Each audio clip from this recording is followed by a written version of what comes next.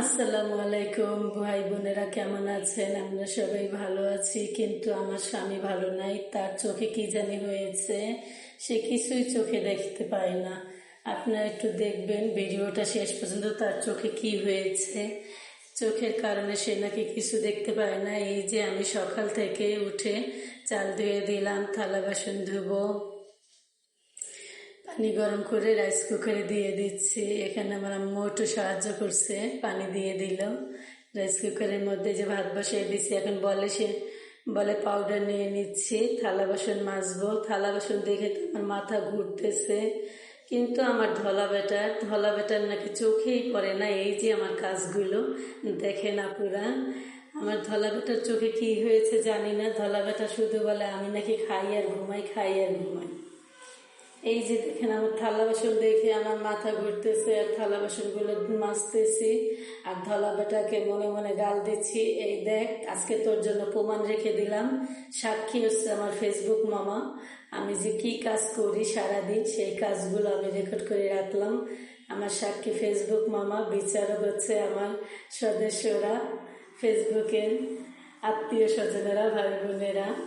দেখেন কত থালা বাসন ধুয়ে ফেলছি, তারপরও নাকি আমার স্বামীর চোখে কি হয়েছে দেখতেই পাই না এগুলো যে আমি কাজ করি।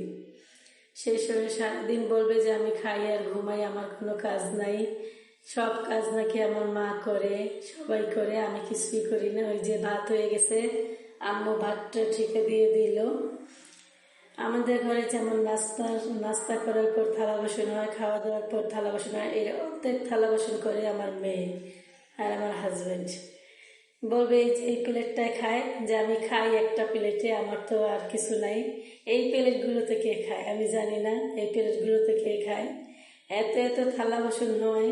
আমাদের বাসায় যদি হেল্পিং হ্যান্ড থাকতো তাহলে এক মাসও থাকতো না, কারণ তোমাদের বাসায় এত থালা বাসন মাজতে আমরা আসিনি, এই কথা বলে চলে যেত।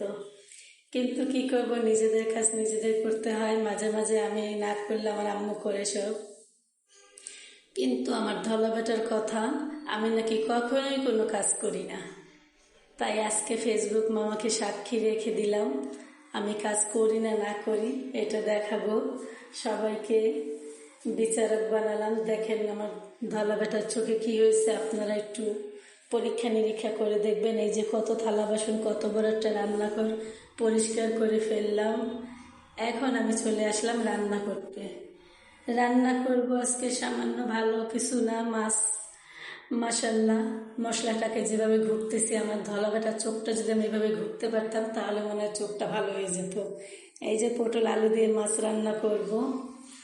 আজকে একটা ভালো জিনিস নিয়ে আসছি, ধলা বেটার চোখের জন্য ওষুধ নিয়ে আসছি। এই যে কাসকির গুঁড়া, এই কাসকির গুঁড়া দিয়ে ভালো করে পেঁয়াজ, কাঁচা মরিচ দিয়ে, ধনিয়া পাতা দিয়ে, আদা রসুন, হলুদ বাটা, মরিচ বাটা সব কিছু দিয়ে ভালো করে কষলে কষলে, ধনিয়া পাতা দিয়ে দিলাম বেশি করে, লবণ দিয়ে দিলাম, একটু তেল দিয়ে দিচ্ছি।